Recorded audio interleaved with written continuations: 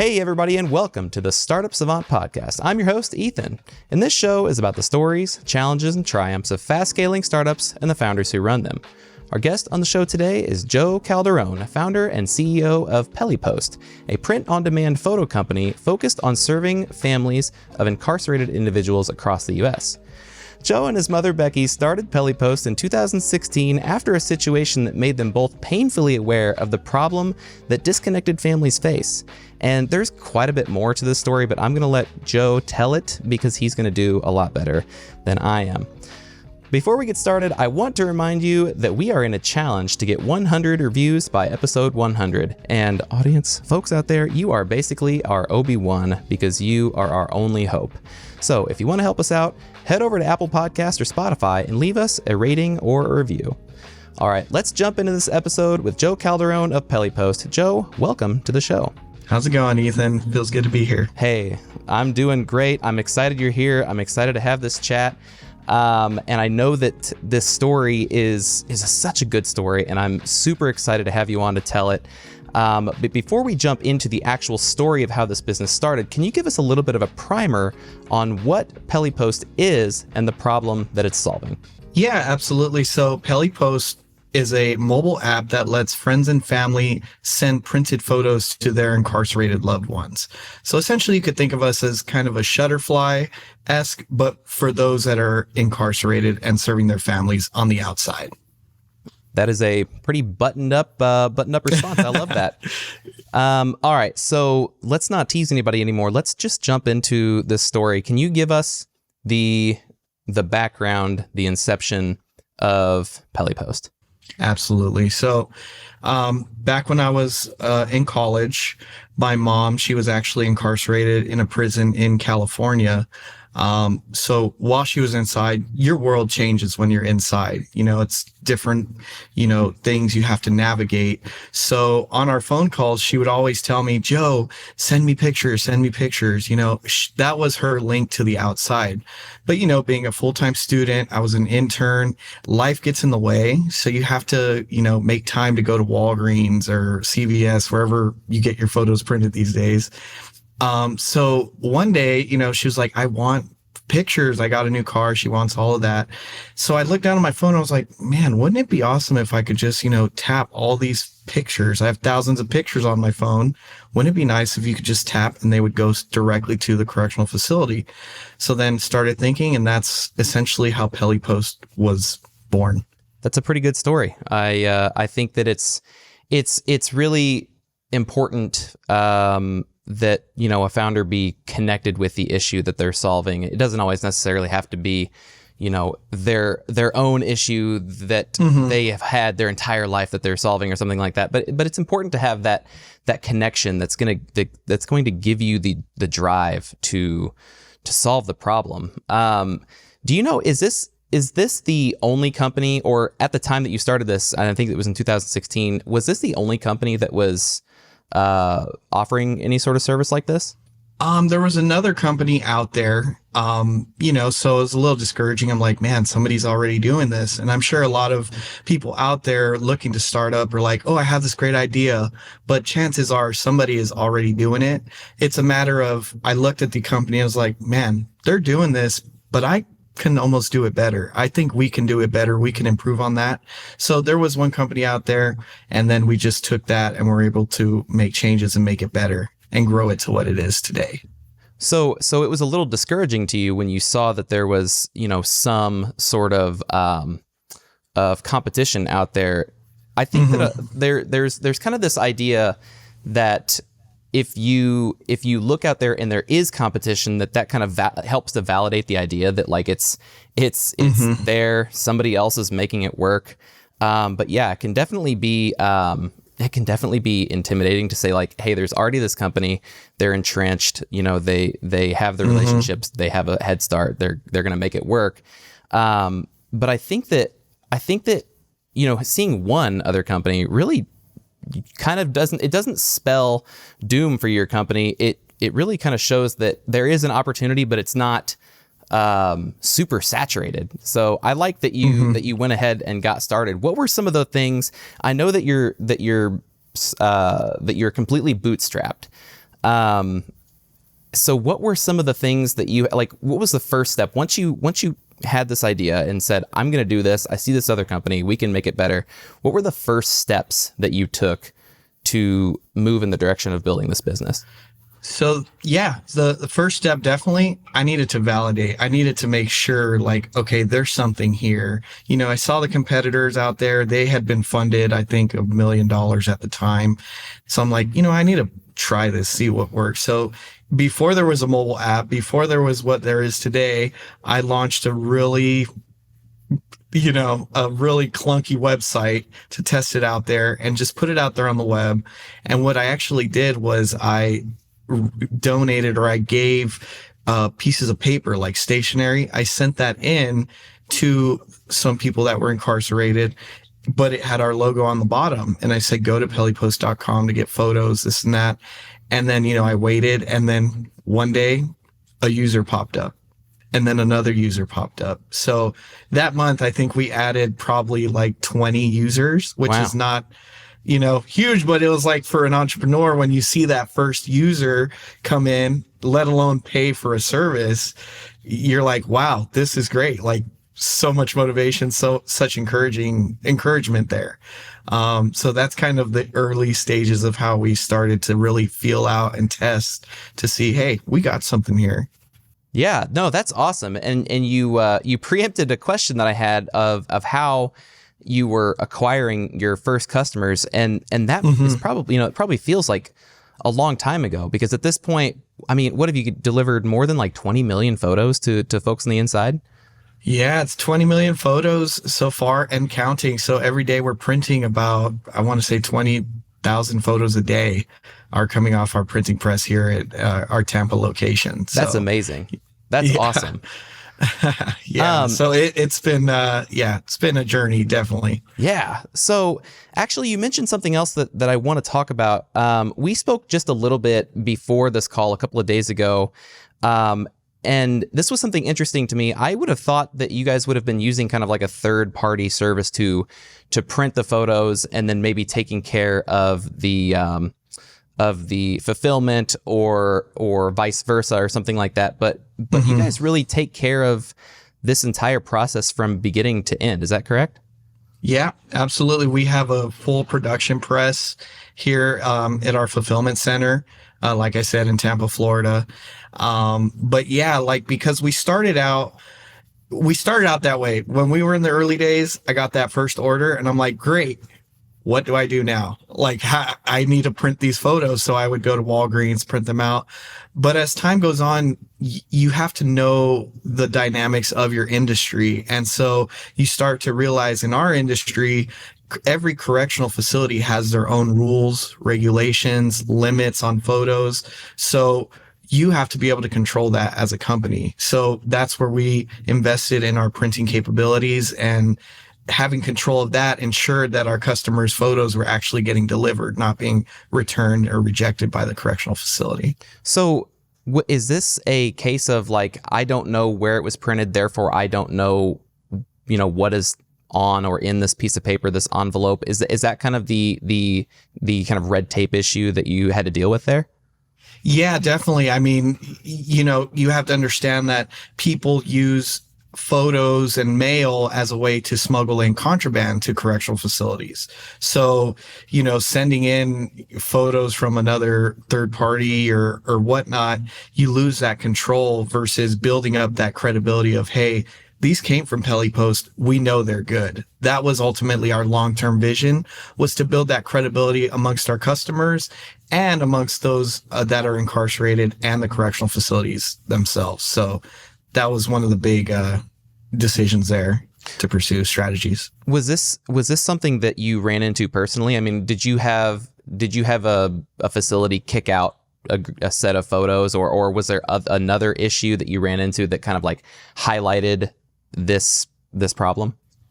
Yeah, definitely. So I believe at the time the limit for photos was you could only receive 10 photos. An incarcerated individual could only receive 10 photos at once. So one day I remember trying to send like 20, you know, and they got kicked back. They're like, no, you can only send 10.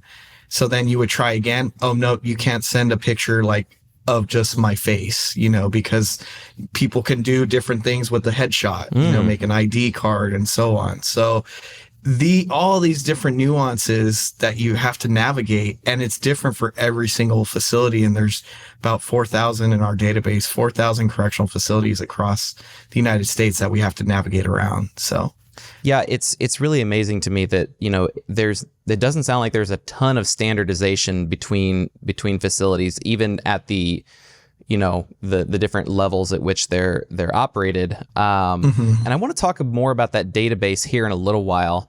But it sounds to me like, I was thinking that there was going to be logistics issues of communicating with folks on the inside, communicating through the facilities, or through their approved channels. I was figuring that you were going to run into issues at that level, but it sounds to me like you're also running into issues at the subject matter level.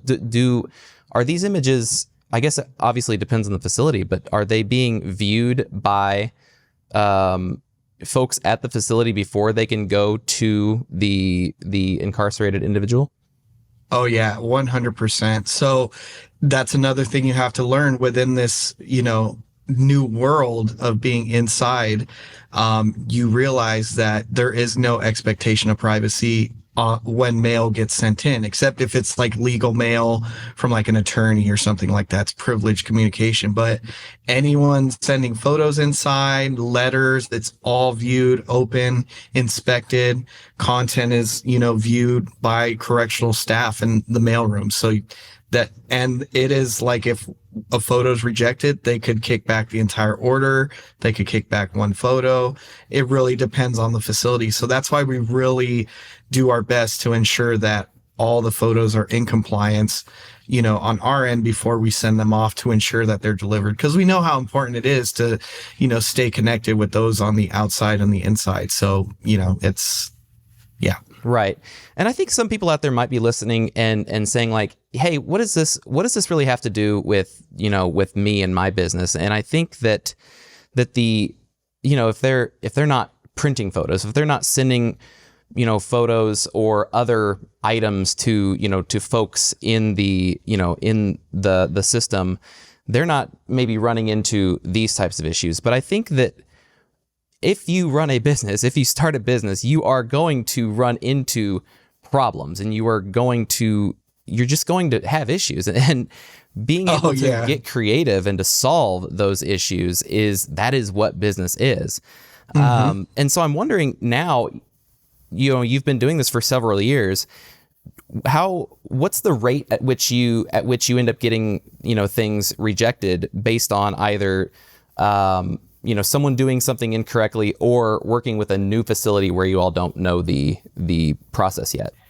Yeah. So, I mean, I can kind of walk you through the transition from when we first started. First starting, we didn't have any information, websites, things of that sort.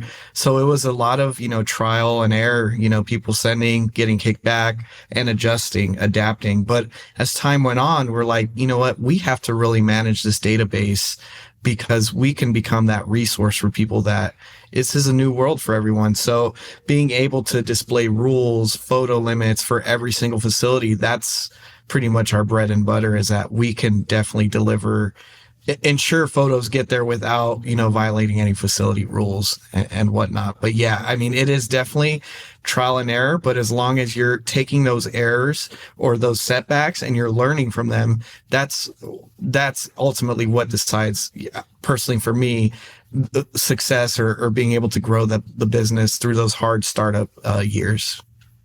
So what percentage of your internal staff is focused on kind of navigating these logistics or communicating with the databases, or not the databases, the facilities to fill the database? Yeah, absolutely. So we have an awesome fulfillment team here. So they are in charge of, they essentially receive the photos or get the photos from our production department, and they're actually seeing, then they're comparing like, okay, these are the photos that are being inserted to be shipped. And then they see on their screen, okay, these are the rules, making sure they kind of line up. So we're kind of doing a screening before we actually send them off. And then any issues or anything that we see that might be popping up, that's communicated to what we call a facility relations director. So he is in charge. His name's Randy. He's awesome, by the way. And he is in charge of actually reaching out to facilities and streamlining that communication to feed our database to really build off that, because, rules change. Obviously, everything changes. New people come into administrations and facilities. So it's his job to really stay on top of that and keep that dialogue open, because ultimately, if we have communication with the facilities, they know who we are. They're going to allow our photos to get delivered, more times than not. All right, let's talk about this database. So you are building, you're building a database of, I'm sure, tons of information. You've got the facilities and you've got the, the logistics and the photo requirements. Are you putting any other data that doesn't necessarily pertain to what you are to delivering photos, what you're doing right now, but are you putting any other data that might be helpful for you in the future into that database as well? Yeah. So right now, mostly it's high level, but then we're also putting like key contacts for different facilities. So who's the administrator? What's their number? Like, in case we have to reach out and try and get a hold of someone, it's about implementing, it essentially is a CRM, just for our facility relations. So we know, hey, I talked to so-and-so, I talked to this person, kind of getting that. So we know, in case I take a call or Randy takes a call, we know who we're talking with and what to talk about, essentially. Right. So when I think of business, when I think of the core of what business is, I think of creating value. It's as simple as that, and yet it's as difficult as that, because what the heck does that mean? I think this is a really, really good example where you are creating something of value. Obviously, you are building this database of information because it doesn't exist anywhere else. And since it doesn't exist anywhere else and you need the information, there's a pretty good chance that someone else down the line might also need similar information or would make their life easier if they had access to this database. Do you have any plans to like monetize or leverage the information within your database at any point? I don't think the question is about monetization. I don't think that's the core strategy, because ultimately what we're trying to do is we're trying to become a resource at this point. So what I envision for the future is Pelly Post becoming that go-to resource. So not just a matter of us using it for operationally. I can see it becoming the aspect of, hey, my loved one just got incarcerated. Let me search information, and we come up providing all the rules, mailing address, physical address, things that we use that others can use too. So I think that's more valuable to our users and to the community. But also helping us ensure that we keep that line of communication open, because that's, I think, our priority at the moment. So. Gotcha. All right. Yeah. So let's jump back to customer acquisition. And I know you gave the story of printing out some paper and sending it, or donating it to the facilities themselves with your number and website or whatever it requires for folks to find you. Do you still do that? Is that still a tactic that works for y'all? Yeah, definitely. Now it's it's evolved much more than back then. I was just kind of copying and pasting some clip art, but now we have a wonderful graphics design team. But the same concept still applies. A lot of the traction that we gain is from the inside to those on the outside. So, we'll send in with every order, we're sending a print advertisement just saying, hey, this order was printed with Pelly Post. And every time that order lands in the hands of the incarcerated individual, they're going to take that brochure and be like, wow, like this is who I used. You need to use them too. So that's pretty much the same drive. Those on the inside, they don't have cell phones. They don't have, well, they're not supposed to. They don't have laptops. You can't market Facebook ads or things like that. So we utilize print ads within the inside because that's all they can pretty much receive at this point. So I mean, that's obviously amazing, because if you were to ask me like, hey, how do I get some sort of advertisement for a service into a prison or a facility or whatever, I would be like, I don't know.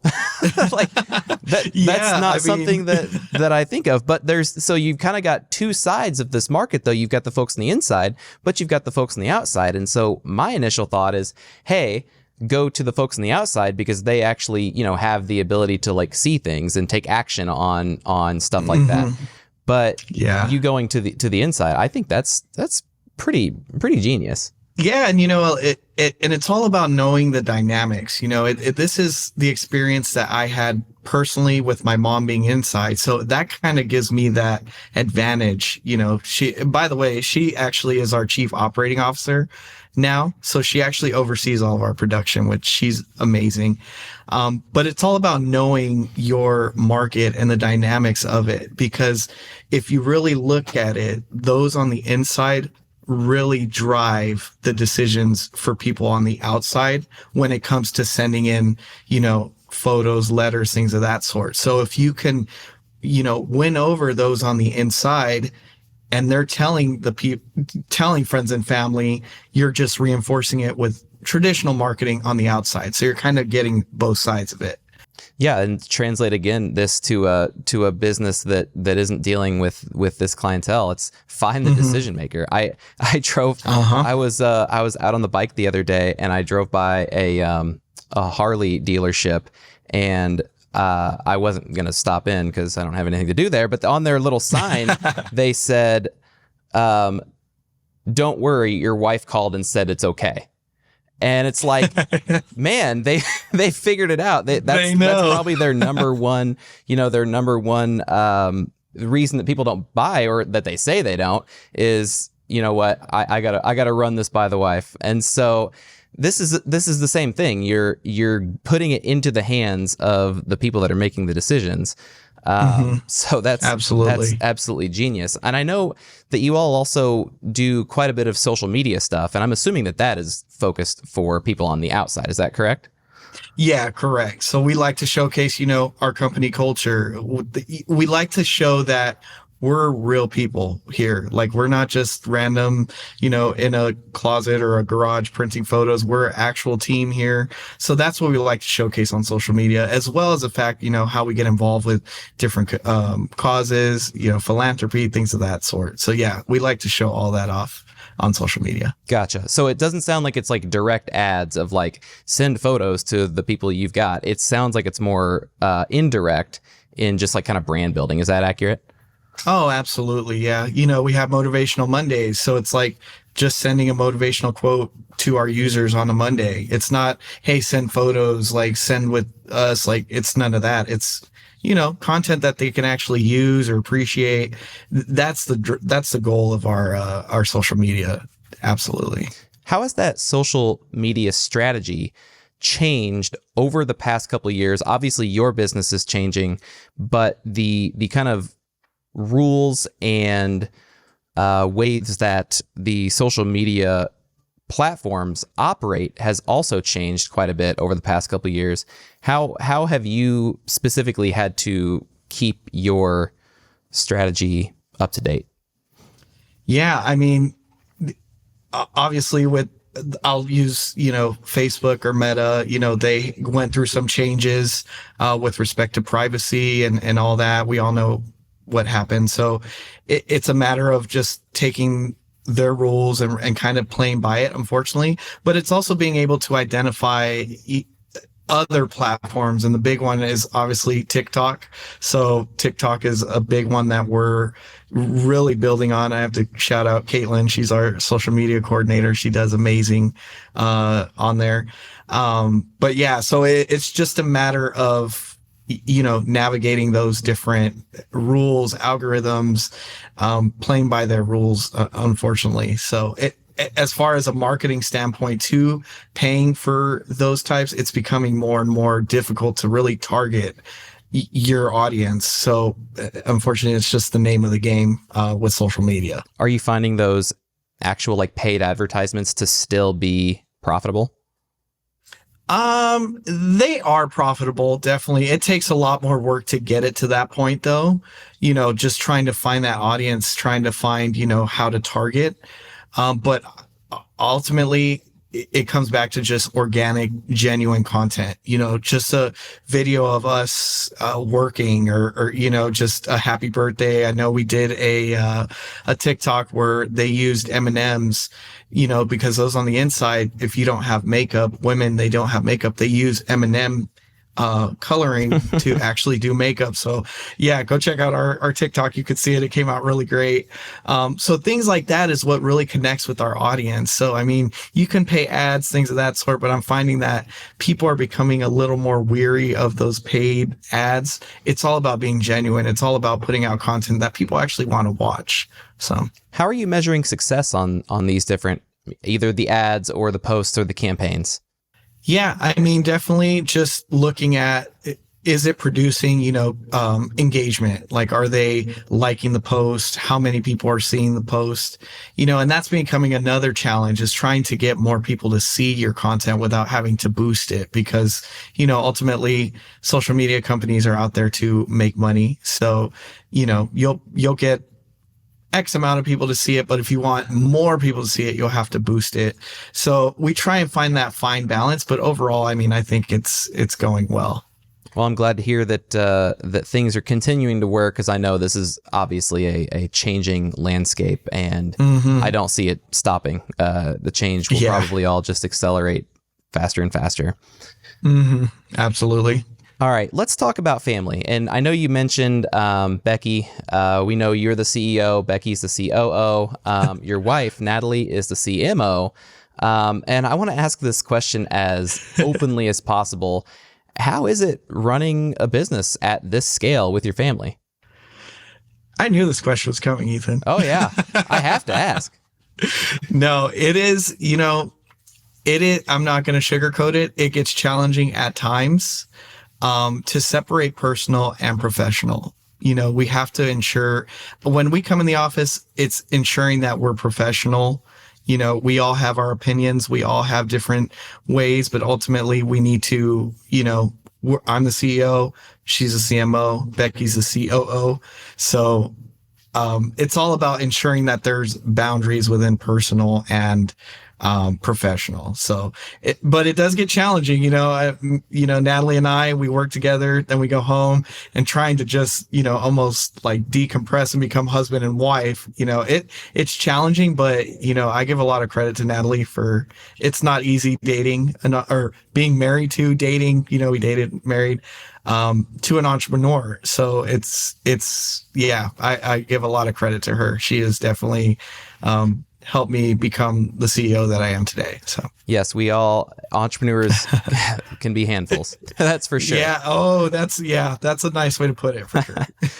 Do you all have any like specific written or unwritten rules that you absolutely follow to keep the family from imploding?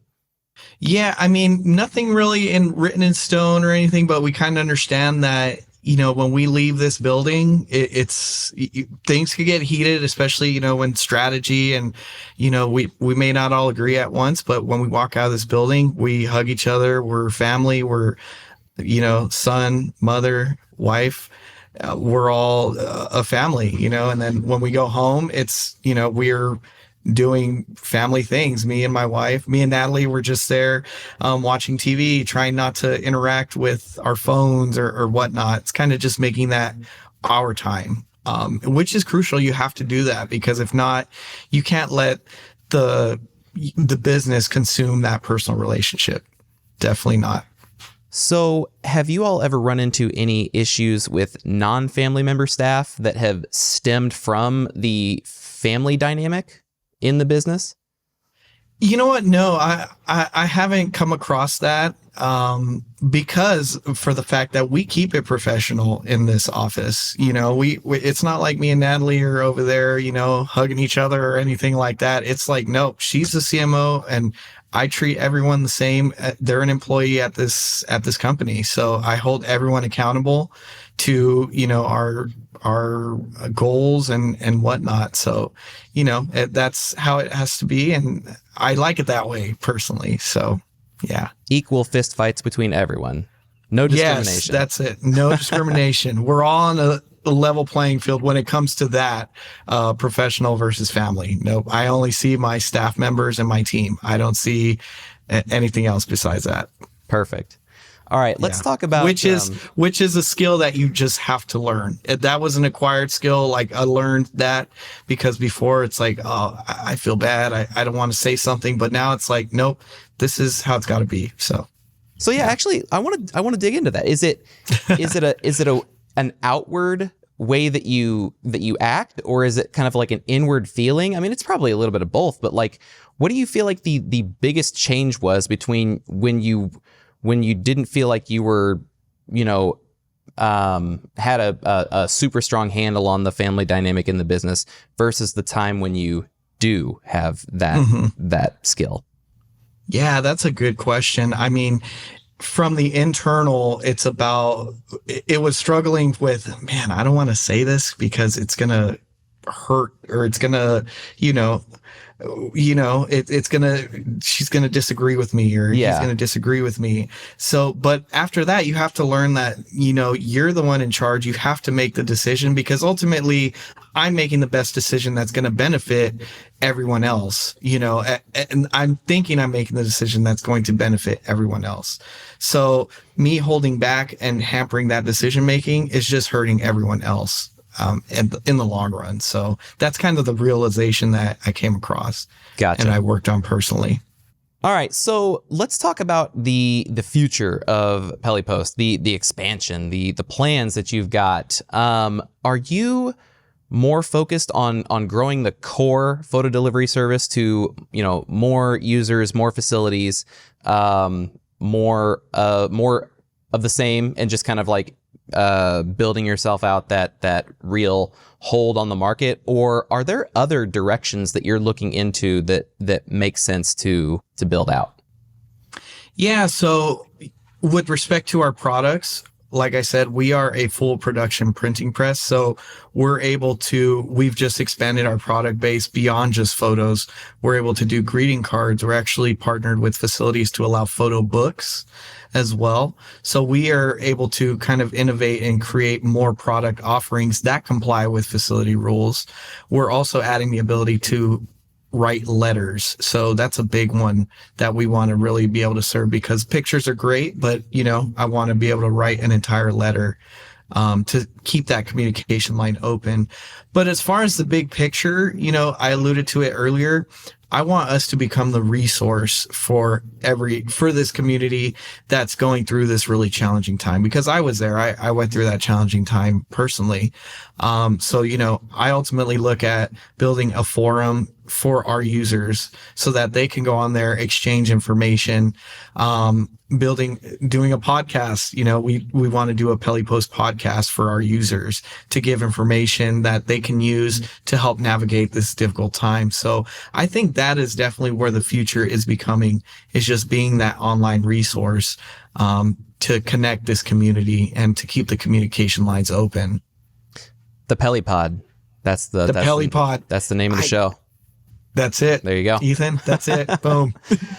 Was building a community top of mind when you launched Pelly Post, or was there a certain point in time where you're like, hey, this makes sense, let's do this? Yeah. I mean, I think that's always been at the core of our company, because what makes us really unique is that we were there. You know, I was there, Becky was there.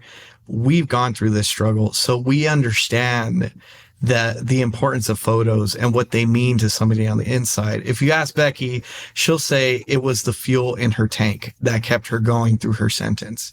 So just knowing that every time we get an order, we fulfill it and ensuring it gets delivered, we know the impact that we're making and the community, how we're benefiting the community in that sense. So yeah, I mean, it is embedded in our core. And I think that's what speaks to our culture of empathy here at Pelly Post, is putting yourself in somebody else's shoes. You know, you may have somebody incarcerated, you may be going through something personally, but I think a strong skill is just putting yourself in that person's shoes and understanding, hey, they're going through a rough time at this point. So that's kind of the foundation of Pelly Post. All right, we're going to get into the good stuff. My favorite question. What is your number one piece of advice for early stage entrepreneurs? That's a good one. I'm going through like a Rolodex of all the information. Everything's up there. My number one advice, I don't know if this is cliche or not, but, you know, be a jack of all trades, but a master of none, you know, and you have to ask for help. You have to reach out and get the advice. I've made the mistake, you know, of thinking, you know what, I can do this. I can do it myself. I can do the heavy lifting, but there are people out there that specialize in things, and you can network with these people, get information to help you succeed. So that ultimately is the advice I would give, is know what your limit is, and then know when to ask for that support, when to ask for that help. So, you know, cliches become cliches for a reason. It's because they're good advice. Yeah, I mean, that's ultimately what I could say. And I mean, just another piece of advice is just speaking from personal experience. You're going to have the entrepreneurship journey is a non-traditional journey. You know, people are going to criticize, people are going to say, why are you doing this? Like, you know, you have to stay the course, because ultimately you're going to see that traction, but you have to stay the course. You have to ignore the outside noise and just go with what you feel. And if you have the drive to do it, you're going to succeed. So. All right. What's next for Pelly Post? What are we going to see in the next month, 3 months, 6 months? Yeah. So, I mean, like I mentioned, looking to start a Pelly Post podcast. So that's going to be rolling out probably within the next, I would say 3 months or so. And then you're going to start seeing more and more product offerings. You're going to start seeing greeting cards, which have already launched. We're starting to see traction there. And I think what you're going to start seeing too is we're going to start working directly with correctional facilities, because ultimately, if we keep that line of communication open, that's going to be better for our customers, because our photos will be delivered. We're all on the same page. So that's going to be crucial. And you're going to start seeing these collaborations with correctional facilities to ensure that those communication lines or methods stay open between Pelly Post and those on the inside. I'm looking forward to seeing everything that you've got going on. Joe, this has been a ton of fun. Last question, where can people connect with you online, and how can our listeners support Pelly Post? Absolutely. I would just tell everyone, go to our website, www.pellypost.com. You can see our story. You can see pictures of, you know, Becky and I when she was incarcerated. So, you know, I'm telling the truth here. And then all of our social links. You can find us on Instagram, Twitter, TikTok. Definitely want to check out our TikTok. We have some great content on there just to kind of see what we're all about and what goes on between these walls every single day. So. All right. And Facebook. Facebook. Get the Facebook. Got to get the Facebook. Well, we're going to put links to everything you just mentioned and everything else that we talked about in today's show on the show notes page over at startupsavant.com/podcast. But this is it, Joe. This has been a ton of fun. Thank you so much for coming on. I want to give you the last word. No, I just want to say thank you for having me, and you know, for just talking to those entrepreneurs out there that are looking to start up. Like I said, you just have to stay the course. Listen to your heart, go for it. And if you don't succeed the first time, you take a step back, learn from it, and just keep going. So that's just keep going for it. Thanks, Joe. All right, Ethan. Thank you very much. I appreciate it. All right, folks, that's going to be it for this week's episode of the Startup Savant podcast. Thanks for hanging out. Before you go, I have a quick favor to ask. If you feel like you got some value from this interview, press the thumbs up button below the video. And if you want to help support the show, then hit the subscribe button as well. That helps us to grow the show and keep chatting with awesome founders. And as always, we appreciate your support. We'll be back next Wednesday morning with another episode. I hope to see you there. And in the meantime, go build something beautiful.